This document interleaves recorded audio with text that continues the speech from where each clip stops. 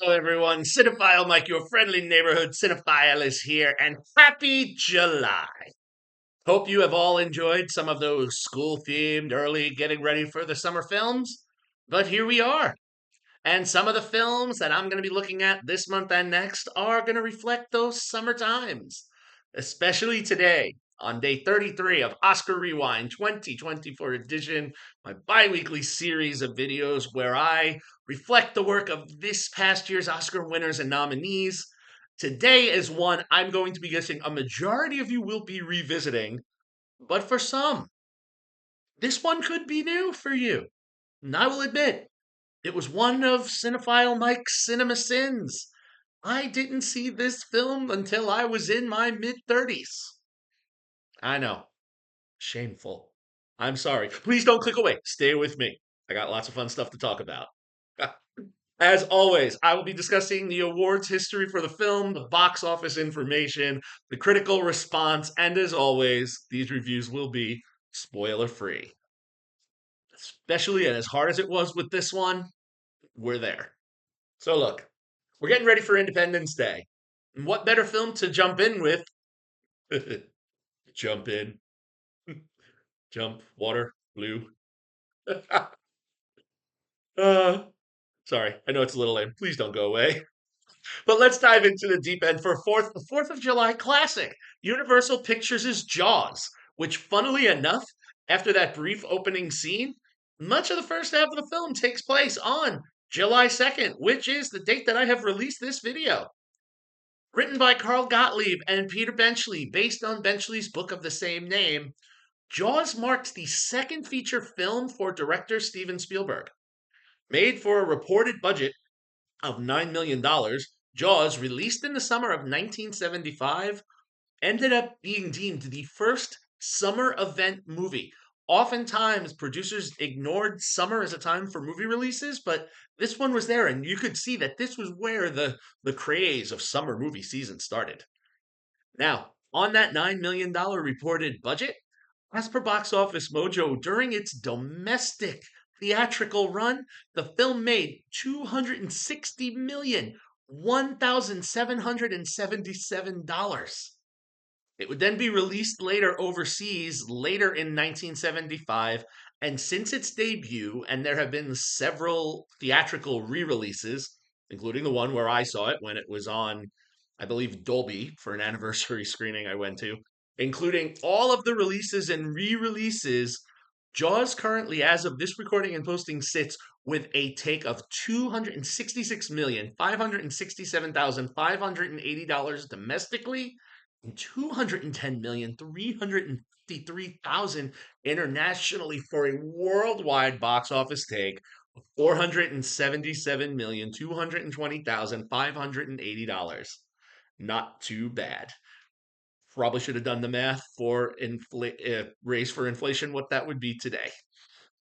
If any of you do that math, please let me know in the comments. According to Rotten Tomatoes, this film sits with a 97% critical rating based on 102 reviews and a not surprising 90% audience score, maybe a little low, culled from over 250,000 reviews. That 10%, I think I know why. I'll get to that in a moment. So, what brings Jaws to Rewind other than its awesomeness and July 4th date? Well, two reasons. One is the man himself, Mr. Steven Spielberg. Spielberg celebrated his 23rd Oscar nomination this year, serving as one of the producers of Best Picture nominee Maestro. But not just him, but also the great John Williams, who celebrated his 54th Oscar nomination for scoring this year's nominated and also Razzie nominated film Indiana Jones and the Dial of Destiny, which was also produced by Spielberg. Spielberg and Williams have worked on almost 30 films together, and Jaws was their second collaboration after working on the Sugarland Express 1 year prior. Williams won his second of 5 Oscars for scoring Jaws, and amongst those nominations for Spielberg's films, two of his other Oscar wins were from films directed by Spielberg, those being E.T. the Extraterrestrial and Schindler's List. Now, aside from Williams, Jaws had three other Oscar nominations, two wins for Best Sound and Best Film Editing, and a nomination for Best Picture, which it ultimately lost to One Flew Over the Cuckoo's Nest. It's also worth noting that Williams won the Golden Globe, the BAFTA, and the Grammy Award that year for his score. Now, aside from the score, Jaws had six other BAFTA nominations: Best Film, Best Actor for Richard Dreyfuss, Best Director, Best Soundtrack, Best Screenplay, and Best Editing. Three other Golden Globe nominations for Best Director, Screenplay, and Motion Picture Drama. And it won the People's Choice Award for Favorite Motion Picture of the Year. There were also several other nominations and wins from various award sets, and I feel I should reference was the 2001 winner by the National Film Registry to have the film preserved by the Library of Congress, which is the only film to do so that I have discussed this season on Rewind. And I also think out of the over 200 films I've reviewed since starting Cinephile Mike, I think is the only film on record to be preserved. So, many know this film, so I will attempt to keep the summary short to focus on a critique a little more. But welcome to Amity Island, a lovely place to vacation and relax on the beach. As we hear within the first 10 minutes, the biggest concerns for the sheriff's office to address are the kids in the karate school who are karateing the fence, and dented bike tires and trucks blocking driveways. Exciting stuff. This town, whose name means friendship, makes the majority of its revenue based on tourists every summer, and 4th of July is here. However, on July 1st, a young woman goes out for a night swim and is attacked. Her body is found the next day, and it is determined that she was killed by a shark. Now, this rises the ire of the town when Sheriff Brody, played by Roy Scheider, wants to close the beach, which is shod by Mayor Vaughn, played by Murray Hamilton, deeming it more likely that it was a boating accident. The beaches remain open until another tragedy strikes, which leads to more chaos. Everyone wants to go out, catch the shark, there's a cash prize, and hopefully this is done within a day or so that the beaches can open and be ready for the tourist traffic. And then a tiger shark is caught, and everyone thinks their problems are solved. Although Brody reached out and had an oceanographer, Matt Hooper, played by Dreyfuss, come to help Brody investigate, and he deems that this is not the killer, stating that sharks have very slow digestive systems, so if there were remains of the girl, they would find them inside this tiger shark, but alas, they find no remains. But this is not enough to deter the mayor, and the beach is open. And then another incident. And that third time is the charm. The beaches are closed. Nobody wants to be there, and that's the breaking point. The general public can't get this done, so we will see Brody, Hooper, and rough-edged shark hunter Quint, played by Robert Shaw, head off to do battle with the beast. That's all I'm going to say in summary. Many know the film, and it is one for the ages. Look, from the opening notes of Williams's score, it's no surprise that, according to the American Film Institute, Jaws has the sixth greatest film score of all time.